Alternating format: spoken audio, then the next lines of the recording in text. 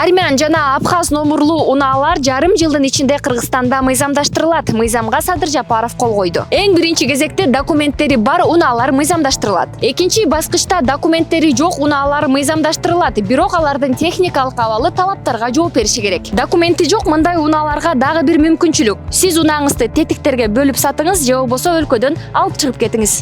Буга чейин Улуттук коопсуздук мамлекеттик комитетинин төрагасы Камчыбек Ташиев Кыргызстанда 15 миңге жакын армян жана абхаз номурлуу унаалар бар экенин айткан болчу. Анын айтымында бул унаалардын 90%-ынын документтери жок.